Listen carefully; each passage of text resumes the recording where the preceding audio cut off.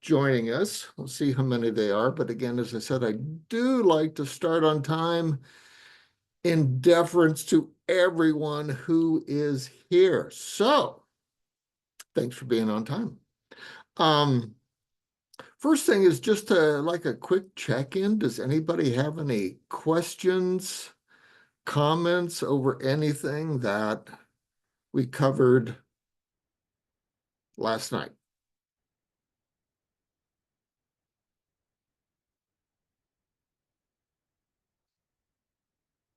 Shaking it off.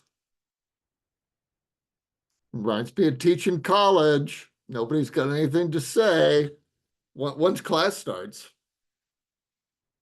No, I'm just giving you, I'm just teasing you a little bit, trying to lighten the load. Hi, Robin. How are you? Good. So, I guess that was my question for you, was to ask you if you had any questions for me. But as it seems as if you do not, we'll get moving right along here.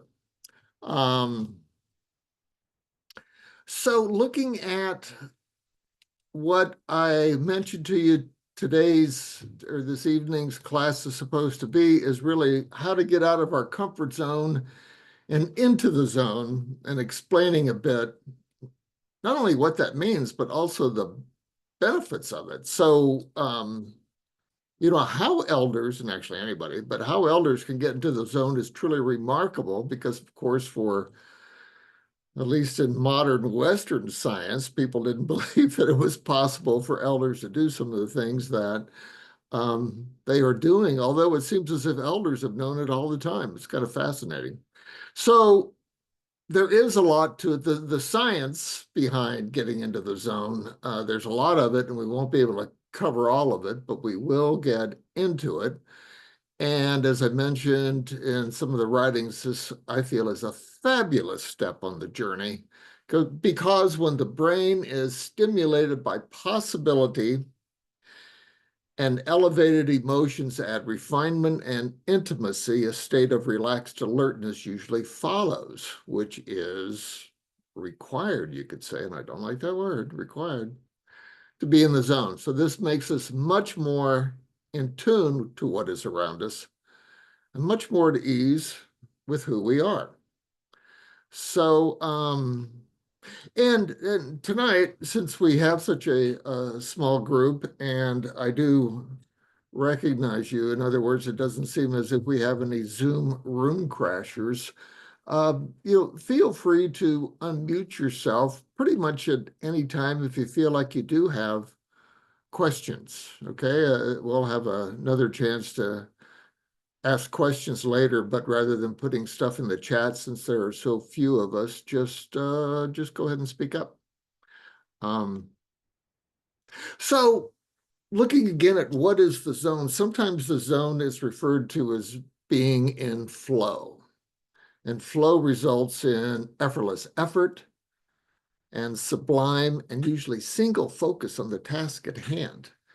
So getting into and being in the zone, as I mentioned, is really a science unto itself. However, tonight, to make it manageable, I define the zone as simply us living and expressing our curiosity and our passions in our uniquely creative ways. But really, to get into it more deeply, it's learning to use ourselves in increasingly more refined and intimate ways. Another way I like to say it is that as we use ourselves in more refined and intimate ways, we move from a complicated life to a complex life. So this is really the change. It's a desirable but unknowable transformation. We won't get into this tonight, but just the concept of moving from a complicated life, you could think of modern life, to a complex life, which is much more than modern life. You can think of it for now like that, if you wish. So anyway, I don't believe I mentioned, and maybe I did, because I've quote him from time to time, the Swiss psychologist Carl Jung, who wrote, so this is a quote, while the developmental tasks for youth involve turning outward and engaging life, the goal for the mature individual is to find meaning in life by exploring one's unique potentials. That's the end quote. He described this as the process of looking within to become whole or true to oneself. He said that to live well past child-rearing years has an evolutionary purpose, something that serves both self and others. So, along with this evolutionary purpose comes the ability to manifest it. This is where our biology and neurochemistry and all these other concepts come in, because it's not just an idea. This evolutionary purpose comes with the ability to manifest it.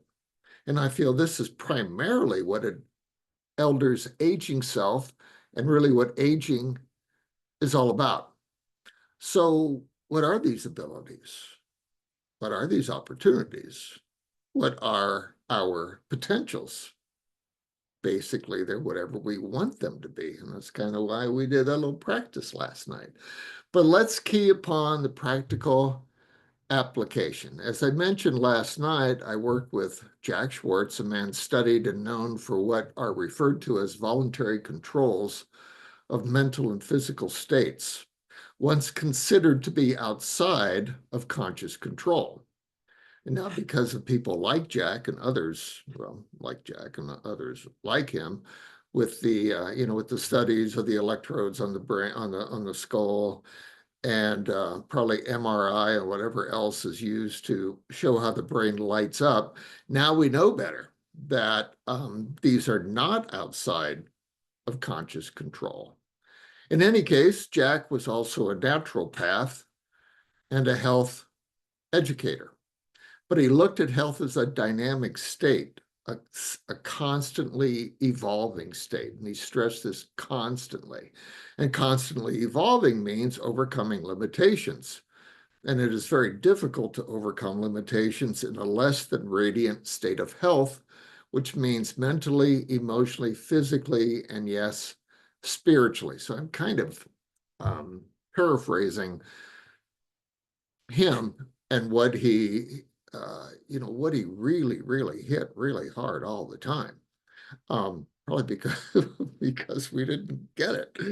So and so to Jack, just to hit on this term, to Jack, spirituality means a state of energy. And spirituality is the totality of all, excuse me here, I want to let somebody else in. So spirituality is the, see who that is. I wanted to say hi to whoever it was. Jet Thorpe. Hi. So back to it. I lose my train of thought, as you can tell. Sometimes it's a train wreck. So spirituality is the totality of all processes, blending in a harmonious universal rhythm. So this is a quote. He said, "Spirit is pure, undiluted, unadulterated energy. It is our function through our physical, mental, and emotional activities and creativities to restore spirit to its original, undiluted, unadulterated form." And I know I heard him say this just once. Maybe he said it more than that, but it's one of these things that really stuck. He said when I think there's a commandment that says, "Thou shalt not commit adultery." He said what it really meant, and who knows, but he said what it really meant is don't adulterate your energy. That's what he meant. That's what, and I like that better than I guess you could say the 10 Commandment version. Not that I'm trying to slam Moses, but anyway, just a little extra insight there. So I'd hear him say things like this in class, like, what he just said, what our function was. He didn't say purpose, he said function of basically returning matter to spirit. And I'd think, oh, I don't need any more today. That's enough. Let me go home and work on that. And even now, I think, what can I possibly add to that? And probably not too much, but I'll try and give you a little bit. So, being the naturopath that he was, and that health is a dynamic, evolving state, he also, of course, said things about food and diet that at the time made other health professionals cringe, at least some of them. But now much of it is accepted. For example, thank God that coffee is now looked at as a health beverage because of its high level of antioxidant polyphenols, known for their neuroprotective properties. And research has found a significant inverse relationship between drinking coffee and the risk of Alzheimer's and dementia, suggesting that regular coffee consumption over a lifetime may protect against cognitive decline. So, yeah, so science is kind of catching up with, like, in the traditional Lakota language, things are much simpler. They don't explain things in that way. Thank God. But coffee is recognized and always has been recognized for what it is. And so in the Lakota language, it's called Pajutasapa, which means black medicine. And that's it. That's how it's looked at. But decaffeinated coffee, Jack said, was something else. That drinking decaf could aggravate arthritis because the caffeine binds with the tannic acid in the coffee. So when the caffeine is removed, the tannic acid is free. It's no longer bound with anything and tends to dissolve the protective lubricant of the joints. And then we have a bunch of old people drinking decaf. And then, after their decaf, have a couple of glasses of orange juice, which is high in citric acid. And that compounds the situation because the citric acid also dissolves the protective lubricant of the joints. And then they wonder why they can't move like they used to. So it's no surprise that whole foods are better than partial foods. So in other words, whole eggs are better than egg whites. Whole coffee is better than decaf coffee. And nutritionists rightly suggest that if you, at least, some of them, probably most of them, I don't know, I haven't done a survey, but they rightly suggest that if you have a problem with a whole food, to avoid it, rather than eating a partial food derivative simply because the whole food is balanced. And when I did work at the herbal manufacturing company, as I briefly mentioned last night, it was a whole herb company. And now there are, and even back then, there are products that are called standardized herbs. And what that means is that people are always trying to figure out with all these herbs, okay, what is the active constituent, quote unquote? What's the thing in the herb that gives it its power, its juju, its efficacy? And, they find one thing, then they find something else. And then the industry moves in a way of, well, if you just pick and process echinacea, there's going to be, it's never going to be the same. So what we need to do is to standardize it, which means that some of the constituents are artificially boosted. And then that means, even though it's standardized, I look at it as a partial food because by its very nature, it's unbalanced. It's overloaded with something. And then, of course, the effective constituent, that's not the term I just used, but the effective constituent that keeps changing. It's like, oh no, now we think it's this, and now we think it's that. Where if you just took the whole food, you wouldn't have to worry about all this stuff. But I'm not an herbalist, so I'm not going to get into it much more than that, although we had some extremely good herbalists working with us. So let's get back to the task on hand and look at the human potential and what does using ourselves in increasingly more refined and intimate ways means. So to do that, that's right, I'm getting ready to share my screen. I'm going to show this. This is a chart from heartmath.org.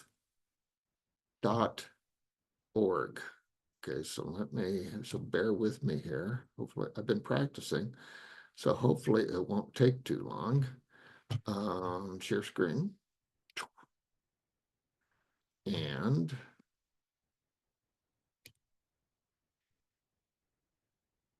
share. Okay. There we go. Oops, didn't want to do that. Okay, so this is a chart of, let's see, can I lower this? There's so much stuff in the way right here. And if I do too much, I'll mute myself again. I don't think I can move this other stuff out of the way. Can I? No.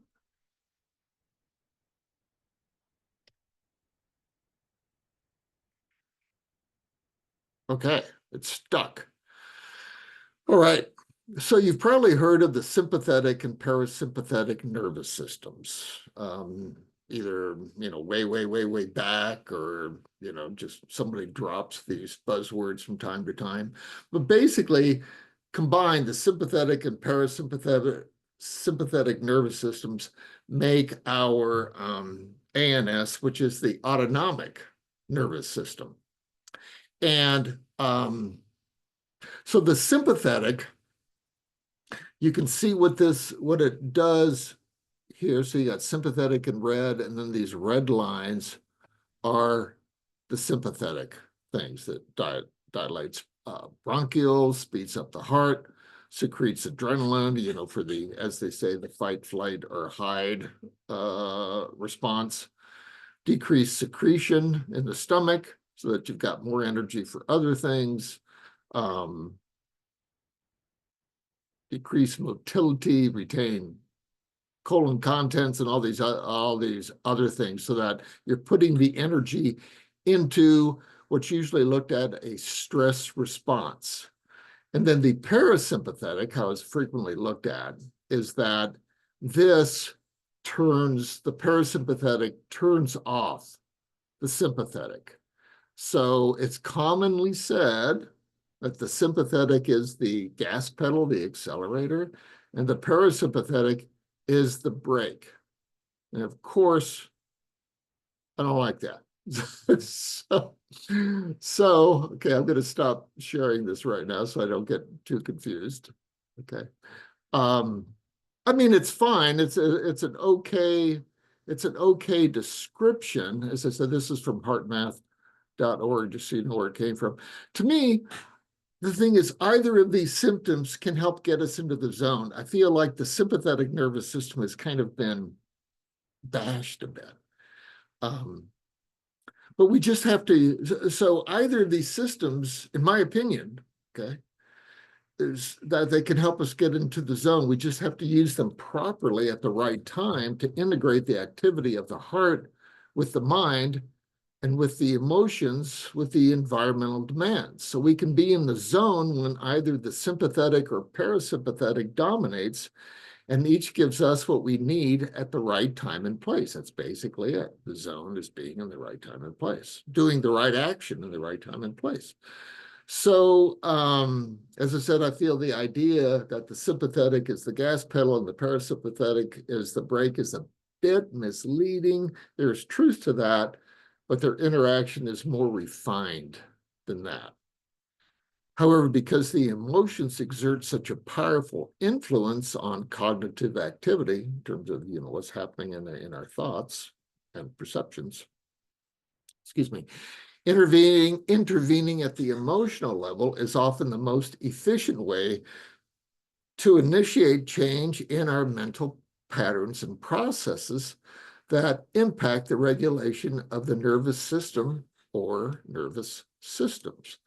So going back to heart math, the heart math research demonstrates that applying emotion, self-regulation techniques, along with the use of facilitative biofeedback technology, as they say, can help people bring the heart, mind, and emotions into greater alignment. And we're going to practice some of that with our practice tonight, because greater alignment is associated with improved decision-making, creativity, listening, reaction times, and coordination and mental clarity.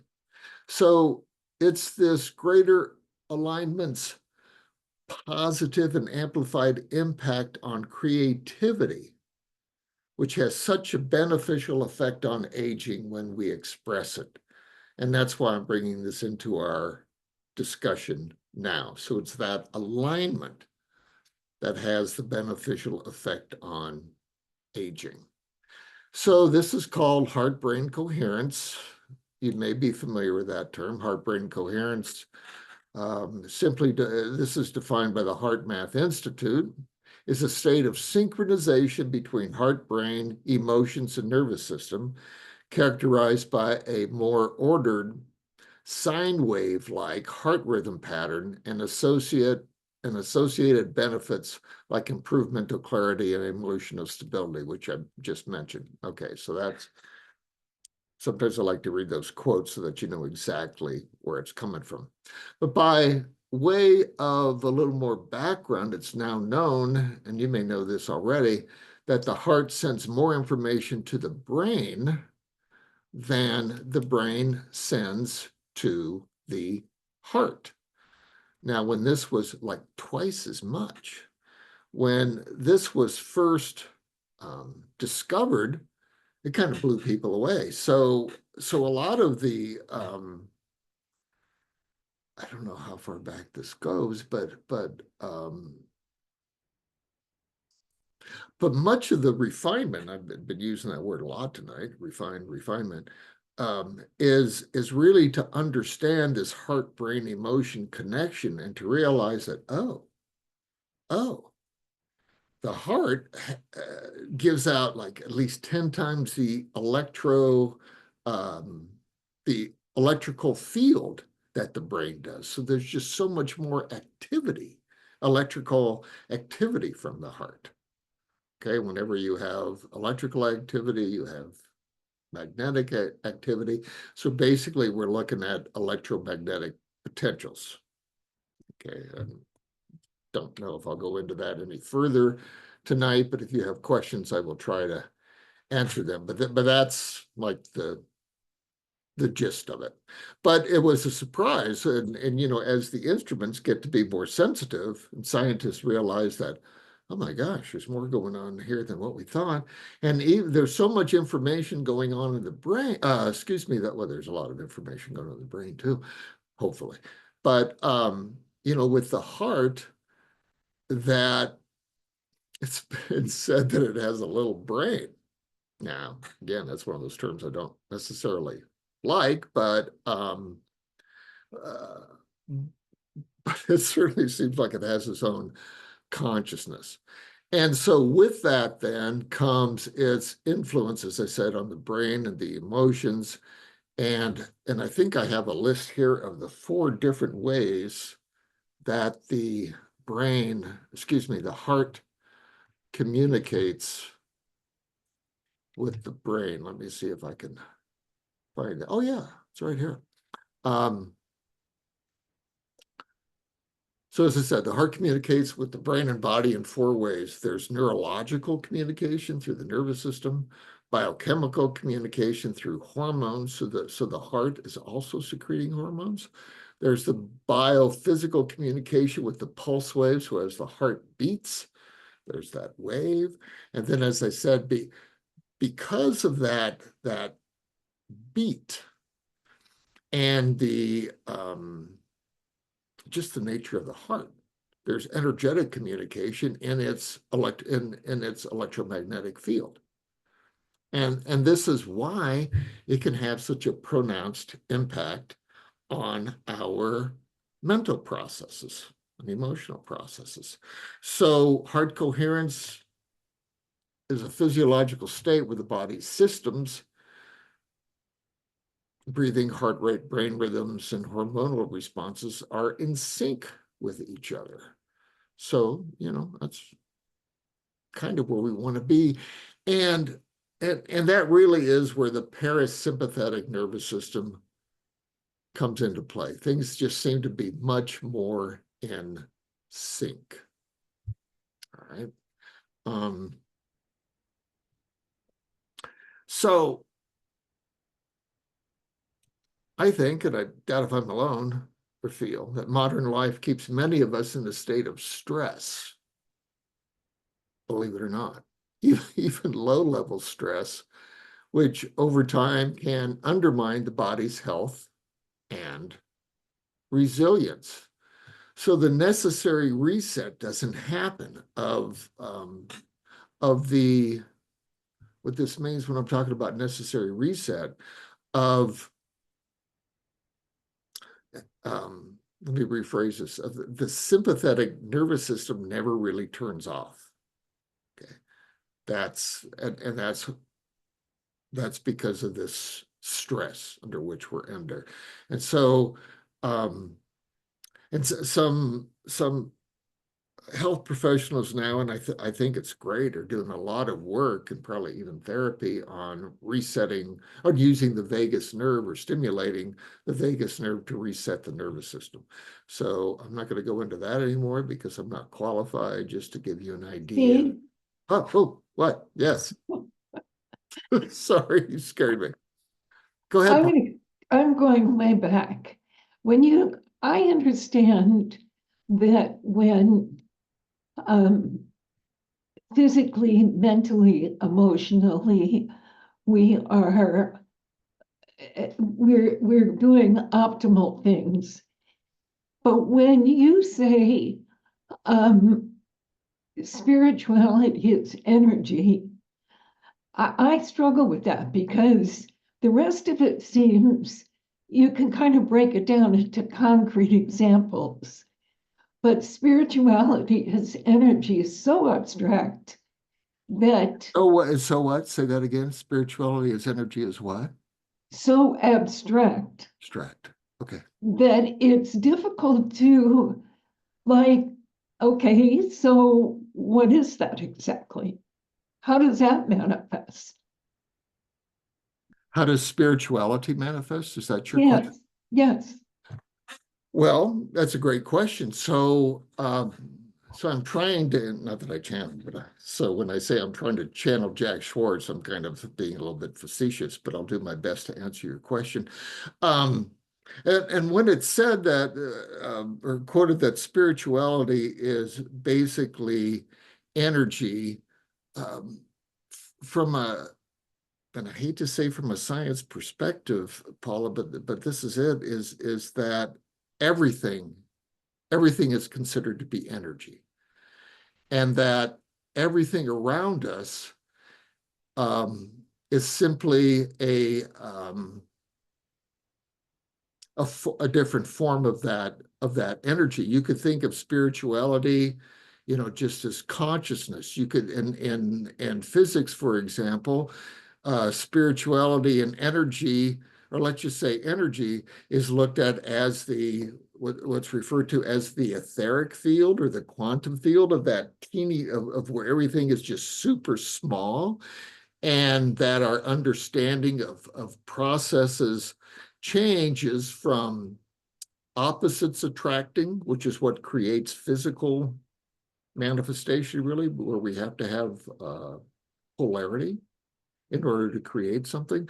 Whereas on a quantum level, we have like attracts like. And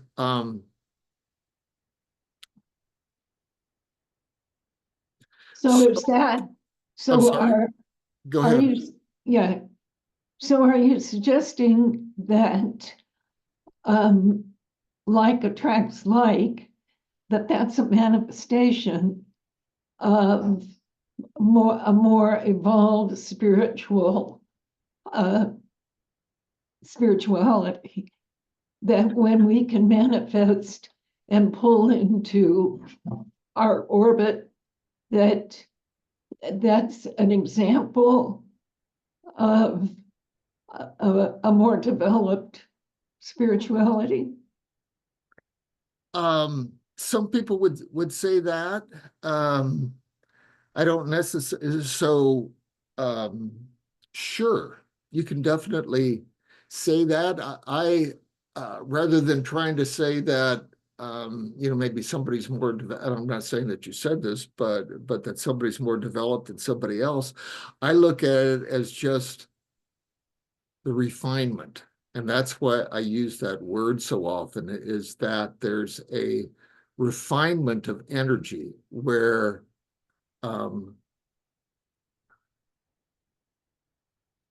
in physics, as I said, in quantum physics, and this is kind of one of the things that initially blew Einstein away, because he, and I think it was Niels Bohr, would go at this, not really competitively, but they'd argue about it a bit, of when does energy become matter?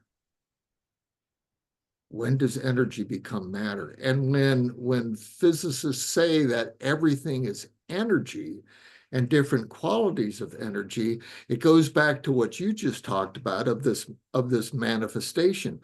And the thing I think to what kind of triggered me when you were asking the question is that both of these, if we can call them realities, exist at the same time. It's kind of what we want to tune into. It's part of the duality of like attracts like, compared to the duality, you could say the polarity, I guess, of opposites attracting, and they are both happening concurrently. Does that make any sense? Am I addressing your question at all? It does make some sense.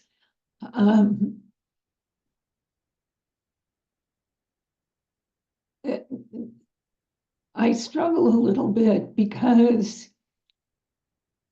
people toss around the word spiritual, and I never quite know what they mean. I understand where you're coming from. You don't know quite what they mean. And I think that's one of the reasons why Jack, and one of the reasons why I embrace it, is that spirit is simply pure undiluted energy. It's like it's the fifth. Okay, this is another way to explain it. And Craig, if you want to jump in on this, because this will be kind of in your understanding as well, is that the spirit is the fifth form of energy. It's the etheric level. It's the ethereal. So that's another word for it. It's etheric. And this is kind of like I think another way that I've explained it is it's the behind the scenes energy that makes everything happen. You can call it consciousness if you want. Science doesn't know where consciousness comes from. And science now, I think, kind of goes, okay, it doesn't really happen in the brain, because there's nothing in the brain that inherently can create consciousness. Mhm. So that's another way of looking at it, is that it's consciousness, awareness, creativity, creating creation. I know Craig's heard that one before.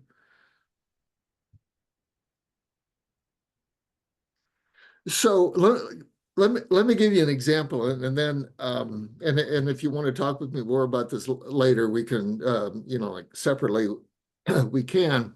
But one of the and this might help you, even though I could never really quite understand it.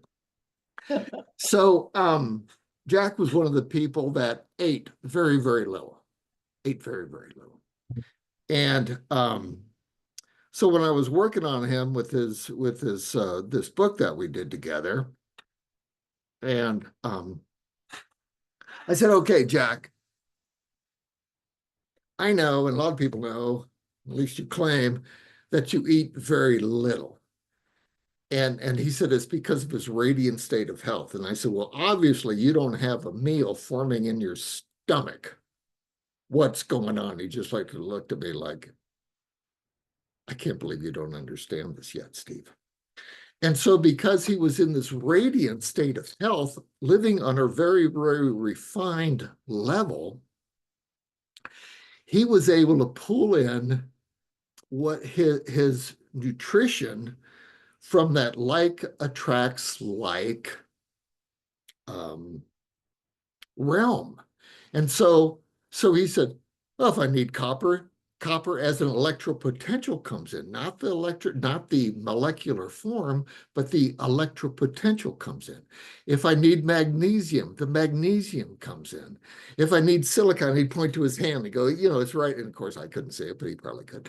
If I need silicon, it's right here. If I need magnesium, it's right here.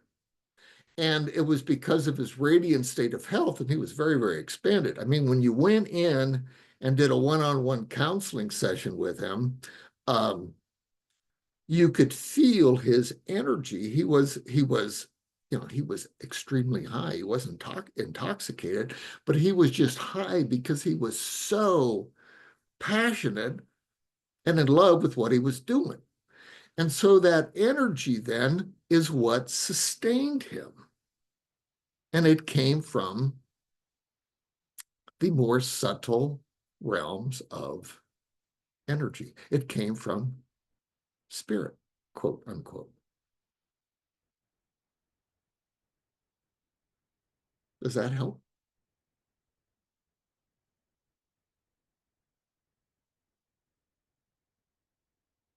Okay. If you wanted to talk with me more about that at some point or send me an email, I'll be glad to try and um, give you some more info on that. But that's an excellent, excellent question. Thank you. Anybody else have anything that they want to? Because I really, I don't have an agenda. We don't get through everything. It's perfectly fine. But on the other hand, I want to make sure that I am addressing what it is that you may be interested in. So any other questions? No, no, no, no, no, no, no. Okay. Thank you. Thank you, Paula. Um,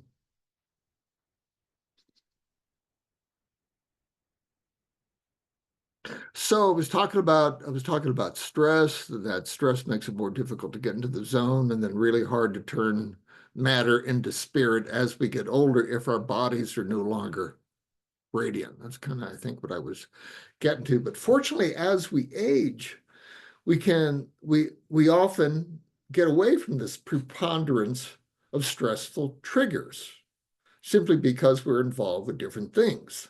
And when we were younger, we may not have the stress of the work life, all the stress of all the family, all the stress of, excuse me, just modern life. I mean, we still have a family, we probably still have a job, but it's not in that consuming mode, so to speak. And again, that may not be the right word, but it's it's simply what we do when we're younger. That's it. And that's why we do things differently when we get older. This is part of what the purpose that Jung talked about.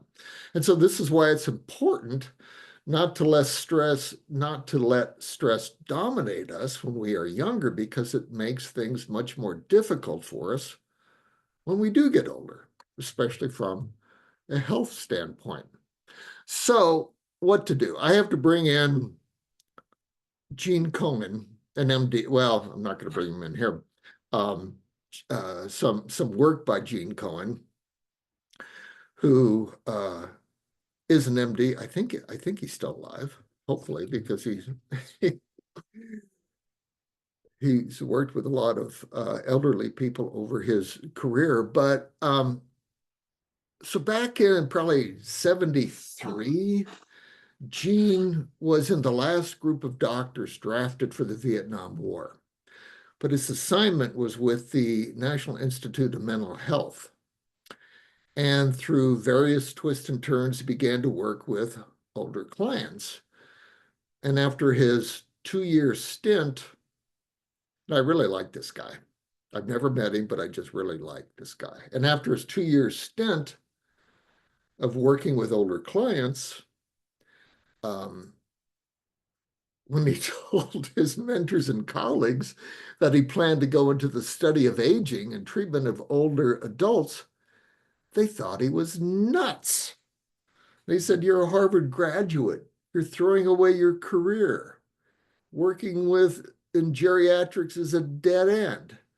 And so they kind of wondered if he had some morbid fascination working with dying and decrepit old folks. But he didn't see things that way. That was not his experience. When he dealt with older people, he found a totally different type of person, engaged, animated. Yes, there were issues, but not everybody. And so he wanted to understand more about this whole aging process. And so from one of his books, which I happen to have here, he starts it off with this quote that he likes from the playwright George Bernard Shaw from Shaw's play Back to Methuselah. So this is the quote. You see things and say why, but I dream things that never were and say why not. This might sound familiar to you because I think one of the Kennedys said it during one of their speeches. I think it was Bobby. You see things and say why, but I dream things that never were and say why not. So that came from George Bernard Shaw.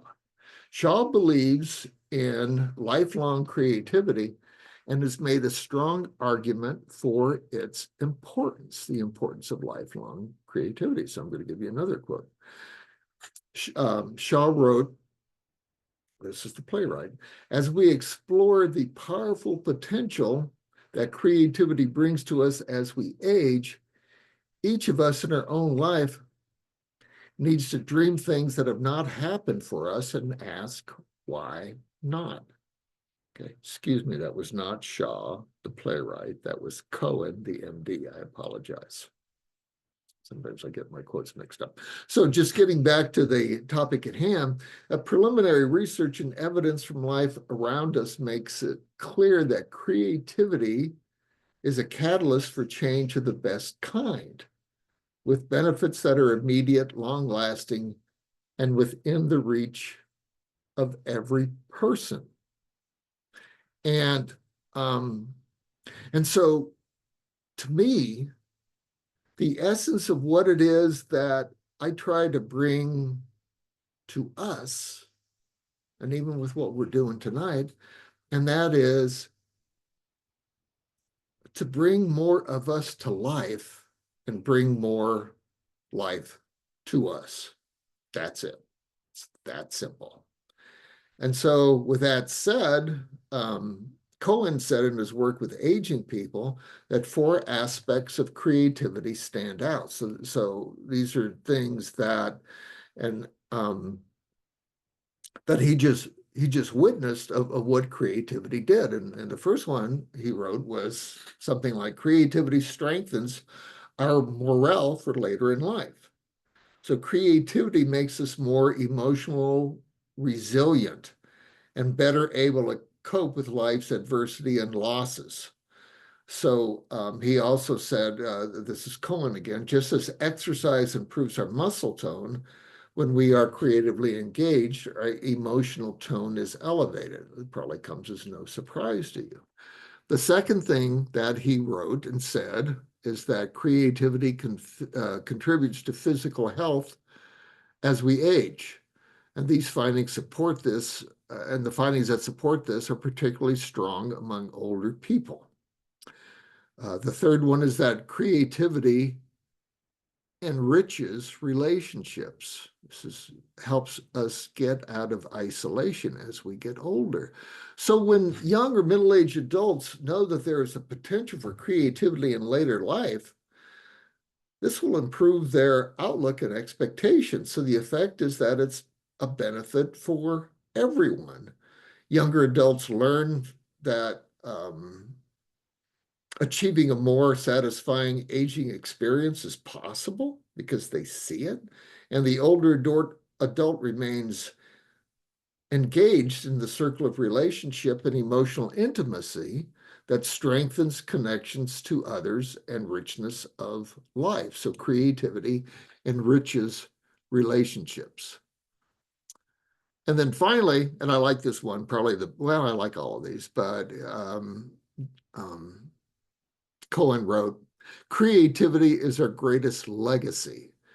To be creative in later life provides an invaluable model of what is possible as we age for our children, grandchildren, and great-grandchildren, and society. So an invaluable model,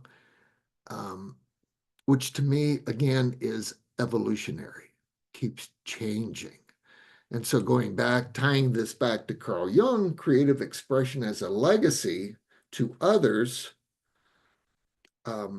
enhances the idea of the evolutionary importance for why we live beyond child rearing age.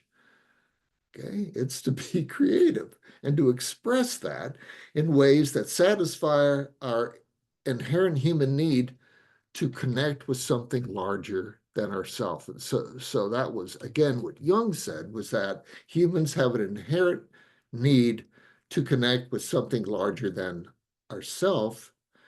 And creativity, then tying in Cohen's work, creativity is the process by which to connect. So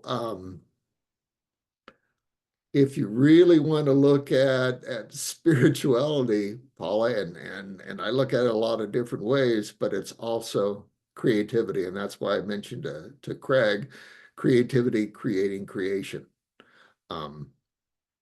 We won't get into that anymore at this time, but it's one of Don Oscar's catchphrases, and it's one that the more I look into it, the more it kind of enriches my understanding of some of the things we're talking about.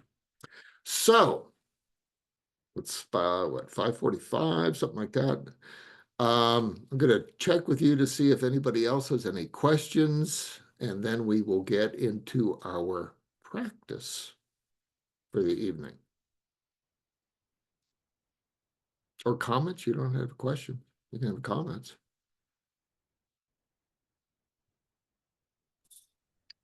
Steve, I'll just say that creativity, creating creation, in terms of spirituality, like the creativity is an inspiration coming from that spirit that you talk about. For me, it is.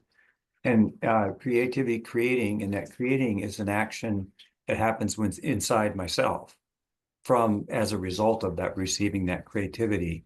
And that's an action. And then the result is creation of whatever it is I've created in what I do, is how I live or whatever. So that's the legacy, is the creation.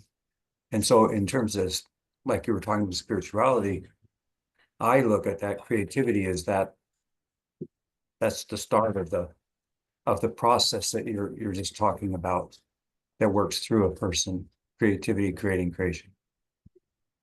Beautifully said, Craig. Beautifully said. Thank you so much. Anything else? No. Okay. Well, we'll do a little practice because this is supposed to be a training, another word that I'm probably not real wild about, but can't always keep changing words around, otherwise nobody would ever understand me. So let's see. I have some notes here on a practice. So part of this will build upon what we did the other night. And it's going to key on the two basic criteria for attaining and sustaining heart-brain coherence. And those two basic criteria are the first one is to combine an elevated emotion with, the second part, a focused intent. And elevated emotions include joy, appreciation, gratitude, awe, wonder, inspiration, love, peace, goodwill, humility, excitement, anything else that you feel is an elevated emotion. And then combine that with the focus intention to create this, I guess we call it, what I call it is the electromagnetic force of the heart-brain coherence. So what is also important is to add amplitude to the elevated emotion or positive feeling. So amplitude is the power behind the thought. Okay, it's kind of like, with an electrical current, like you have the wattage. Wattage doesn't kill anybody. It's the amplitude that kills people. It's the power behind that wattage that knocks you on your butt. So to generate that high amplitude, it's the power behind the thought. It's what influences our internal state and our external environments. It's a law of physics, really, that a lower energy field cannot penetrate a higher energy field. So attaining heart-brain coherence, since we have a higher energy field, makes us more resistant to lower energies and makes us so more resistant to lower energies and helps us to be resilient to any impact that they do have on us. Okay, so I want to get into my notes here because it is getting late. So to get into the mood, again, we'll do a few full body autogenics like we did last night. And these are the self-generated commands, so you can completely trust yourself about what you will say. So I will say them. You don't have to trust me, but then you can say them silently to yourself and feel into them even more than what you did last night. Feeling into what you're telling yourself is one of the ways, actually a great way, to amplify your focus and your presence. So go ahead and close your eyes, please, and get comfortable. I'll try to do the same. Your back straight but not rigid. Possible, your feet on the floor. Hands in whatever position you need to be comfy, connected, alert, and engaged.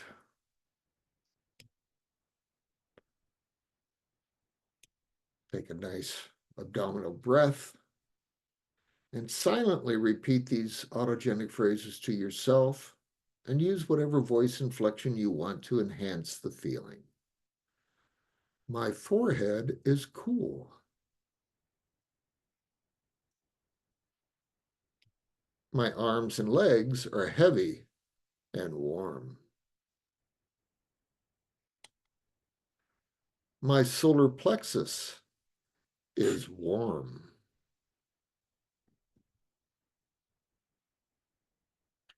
My heartbeat is calm and easy.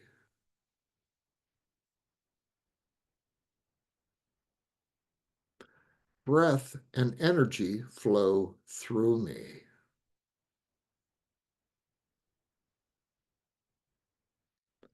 I am mentally alert and spiritually awake.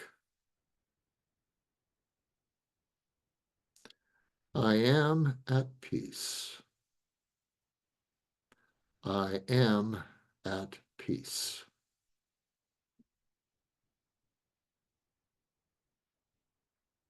Forehead cool. Arms and legs heavy and warm.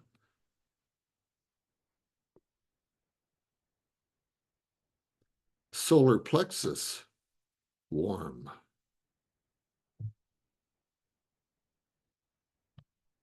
Heartbeat calm and easy.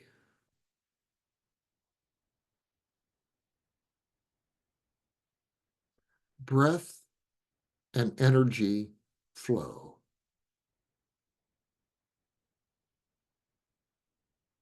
Mentally alert, spiritually awake. At peace. at peace.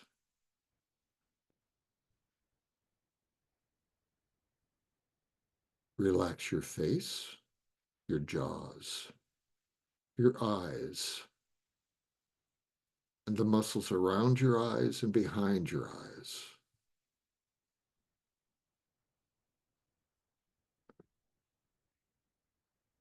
Relax your throat, neck, and shoulders even more.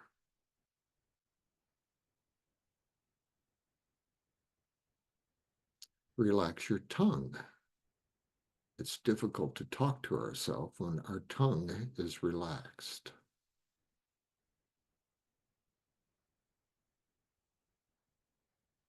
Feel a state of trusting and secure, relaxed alertness. Feel that fill you and your surroundings.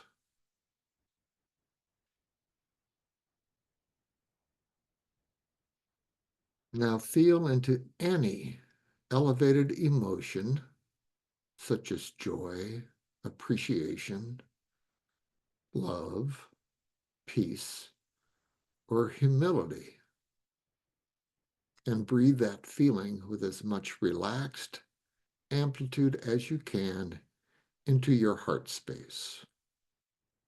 So breathe whatever elevated emotion you choose into your heart space. Just breathe it in deeply and with feeling.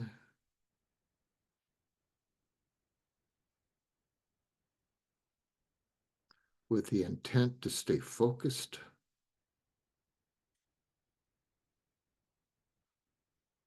and to deepen your relationship with and understanding of that feeling more than ever before.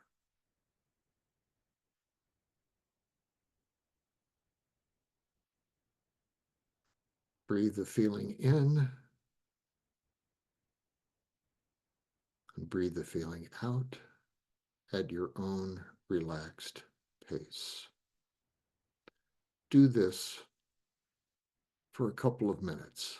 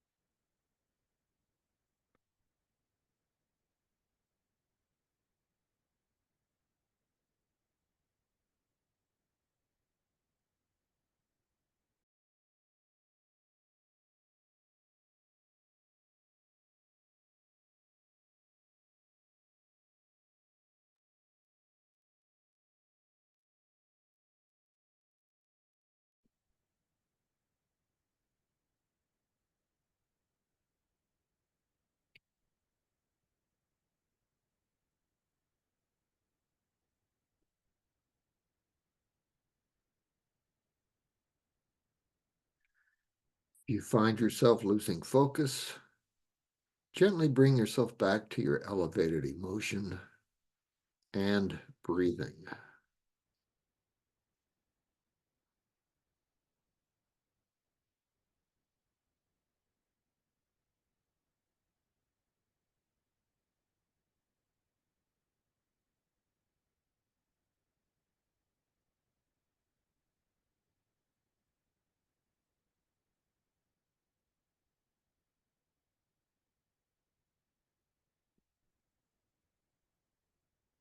Consciously take a breath now and sense any changes in your inner and outer environments.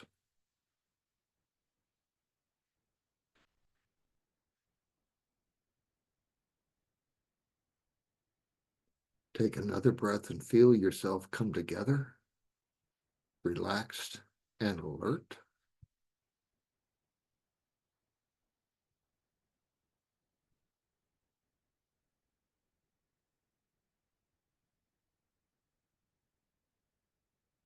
Thank whatever you want for anything that has been received,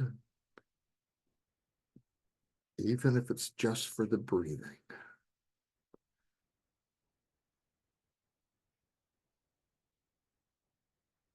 Take another breath, becoming more fully aware of where you are.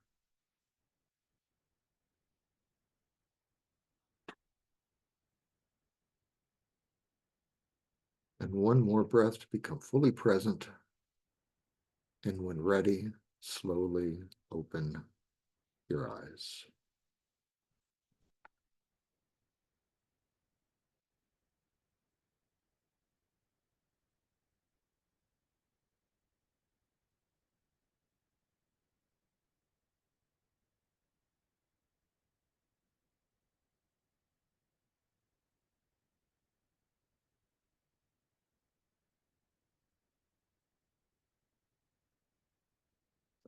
Anybody has any questions or comments on anything that we've covered in the last couple of nights?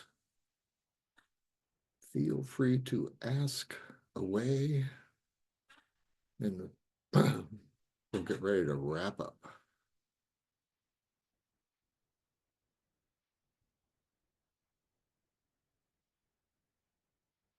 Nothing, nothing, nothing.